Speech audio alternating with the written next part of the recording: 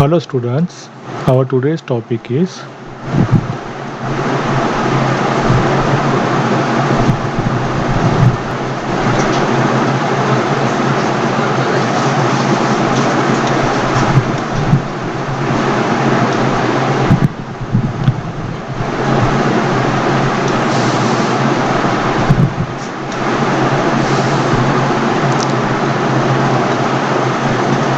reverse osmosis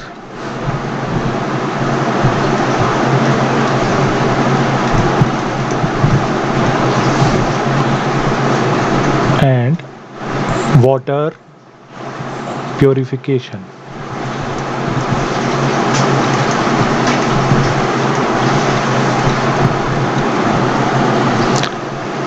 Generally, we will see that reverse osmosis is done for purification of water. Suppose we are having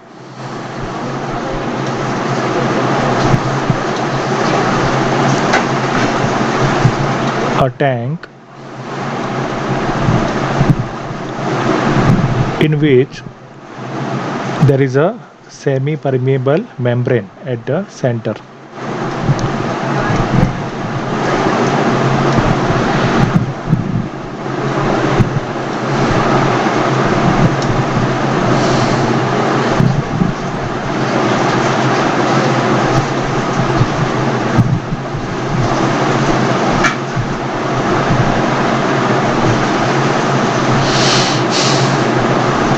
Now, if you are having salty water on one side of the tank,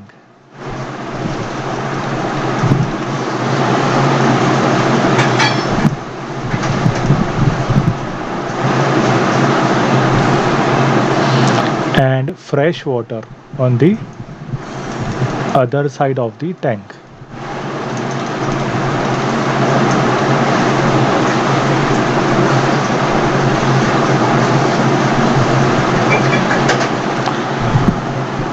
and if we are having a piston on the side of the salty water,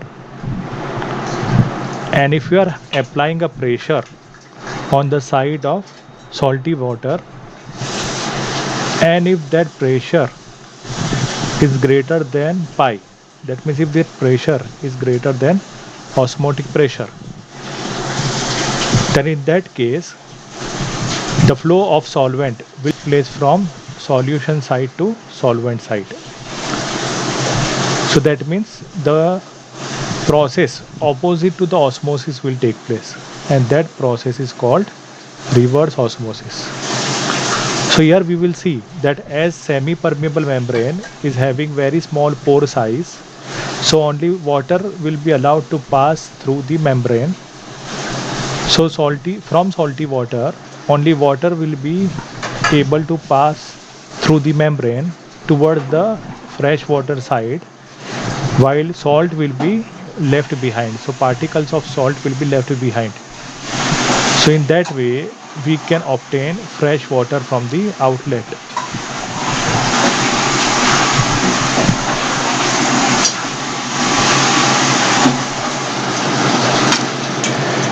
So that is called desalination.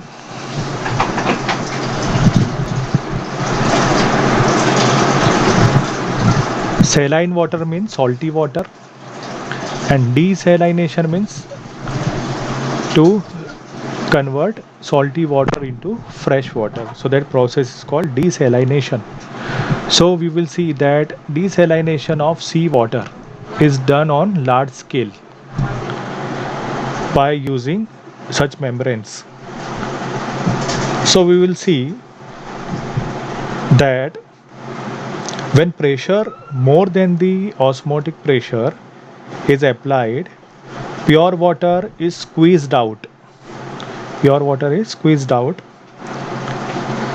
of the seawater through semi-permeable membrane. A variety of polymer substances are available for these purposes. So you'll see that the pressure which is required for reverse osmosis is very high. Such workable porous membrane is a film of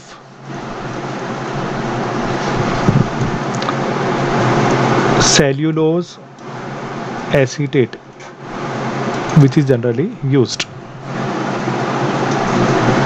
So you'll see that cellulose acetate is one of the semi-permeable membranes which is generally placed over a suitable support, and then this cellulose acetate is permeable to water but impermeable to impurities and ions present in seawater. So it will allow only water to pass through it but do not allow ions or impurities to pass through it. Okay, so it does not allow ions or impurities to pass through it. These days, many countries use desalination plants to meet their potable water requirements.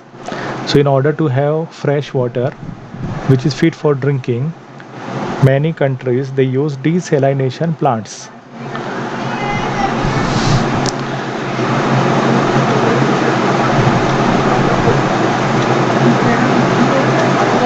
Now next topic is abnormal molar mass. Now let us see what is abnormal molar mass.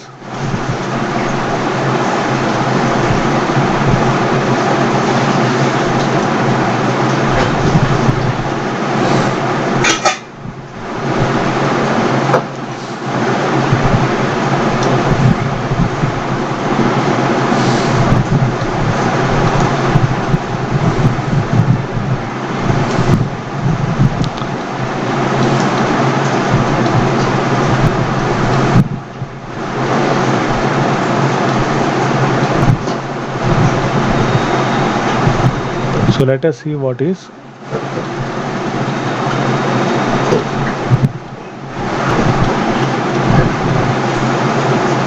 abnormal molar mass.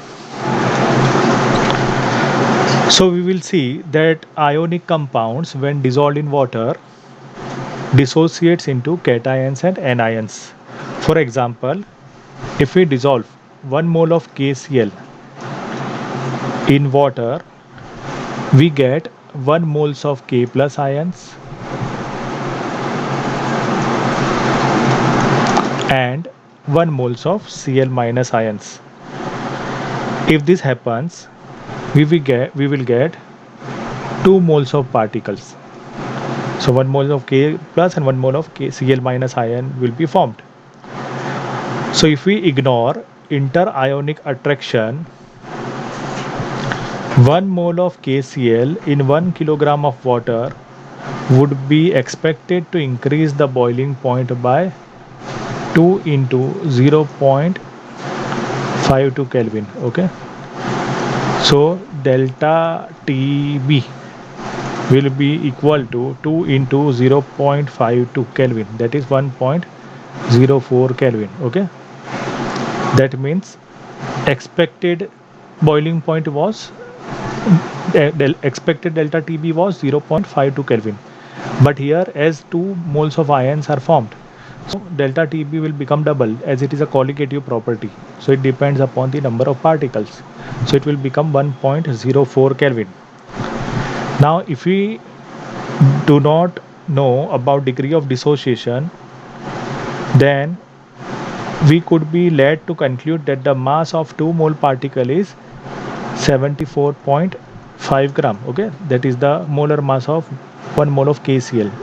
Okay, so 1 mole of KCl का molar mass है 74.5 ग्राम. Okay, तो 2 मोल ions का भी तो same होगा, molar mass 74.5 ग्राम। Okay, लेकिन अगर हम लोगों को ये डिसोशिएशन का कॉन्सेप्ट नहीं पता हो तो क्या होगा कि जो मोलर मास है KCl का वो 74.5 ग्राम की जगह पे कितना होगा, उसका हाफ हो जाएगा। That means instead of 74.5 gram it would be 37.25 gram. Okay, so we will see that experimentally determined value, this is experimental value. Okay, so that will always be lower than the true value. So true value of the molar mass is 74.5 gram, but if we do not consider the number of ions formed, then in that case it will be half of it, that is 37.25 gram. So this was in case of dissociation. In dissociation, instead of getting a normal molar mass, we are getting an abnormal molar mass.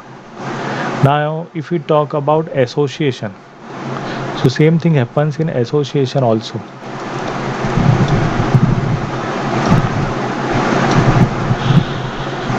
Okay, if we talk about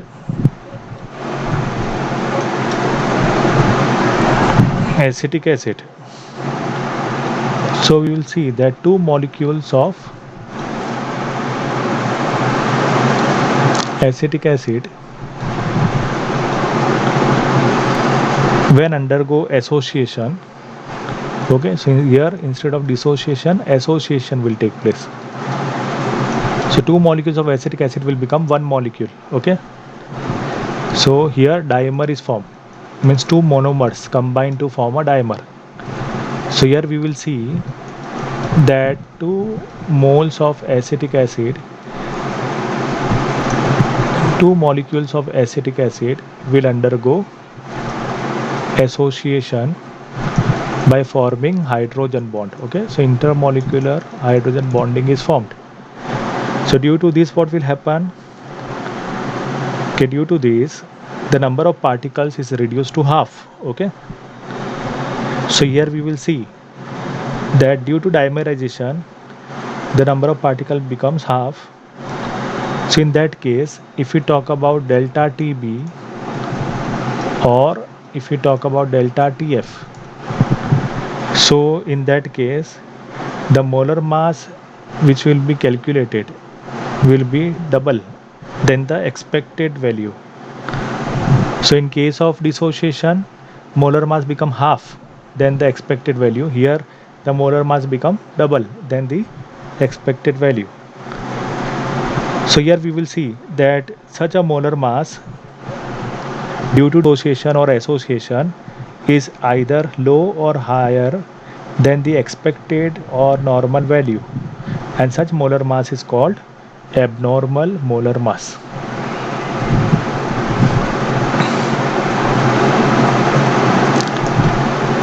So here we will see that a scientist named Van 't Hoff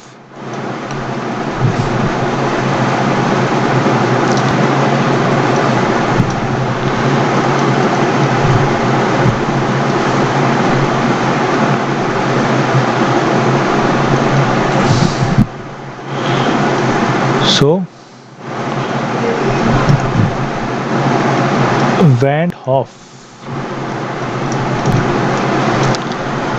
in 1880 introduced a factor known as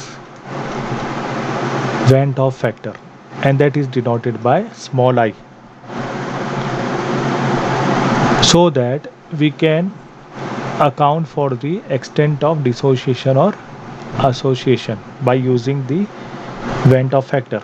So Van 't Hoff factor small I equal to normal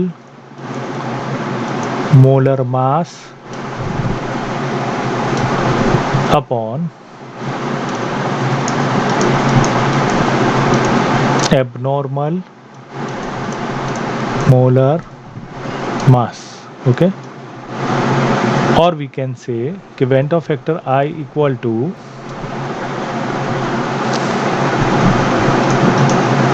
observed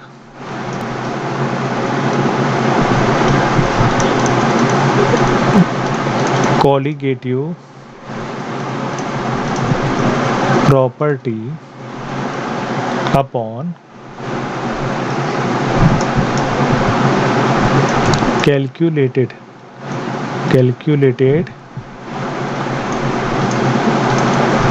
colligative property. Okay, or we can say Vent of factor I equal to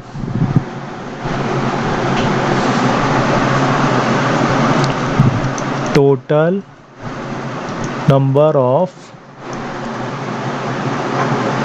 moles of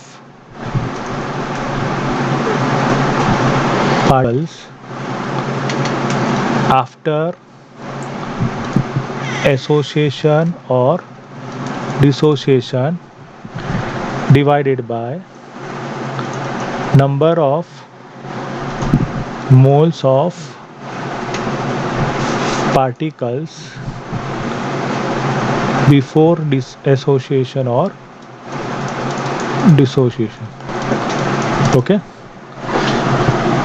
so by including this Vent of factor, we can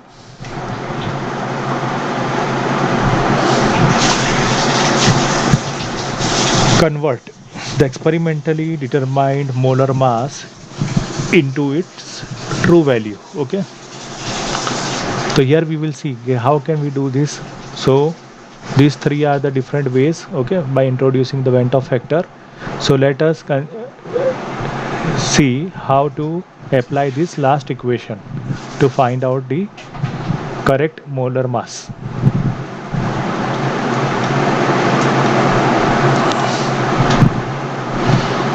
So we will see that in case of dissociation,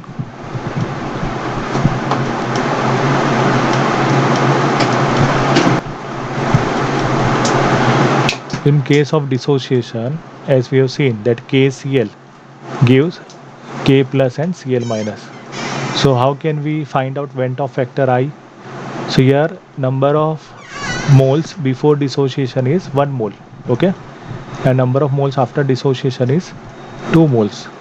So Vent of factor I is equal to number of moles after dissociation, so that is 2 moles, okay. Total number of moles of ions after dissociation is 2 upon total number of moles before dissociation is 1. So Vent of factor will be 2. Okay, so in that way we can find out the Vent of factor in case of dissociation. Now in case of association, how can we find out Vent of factor? So for that we have taken an example of acetic acid. Okay, 2 moles of acetic acid on association undergo dimerization. So in that case Vent of factor I will be equal to, now number of moles after association is 1 and number of moles before association is 2. So after upon before, so number of moles after association is 1 and number of moles before dissociation is 2. Okay, so product upon reactant, so that is equal to 0.5 moles. Now let us see that how can we include this Vent of factor in the actual equations to find out the molar mass of solute.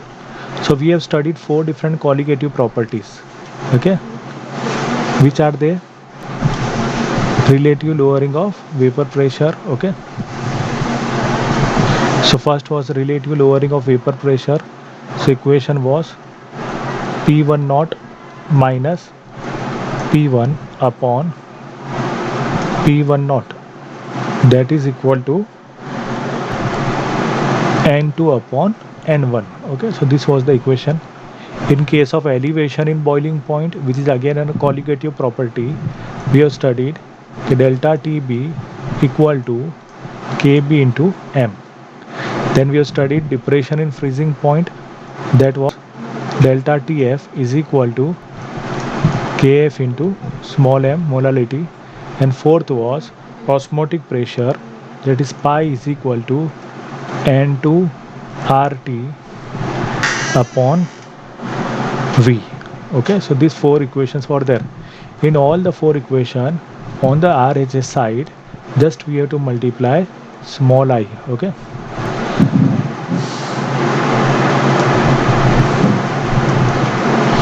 So when we apply Van't Hoff factor small I, and we will multiply all the 4 with I on the right hand side, and now when we find out the molar mass of solute, then we will get the correct value of molar mass. Okay, that means we can neglect the abnormality in the experimental value, so that the experimental value of molar mass become equal to the true value of the molar mass.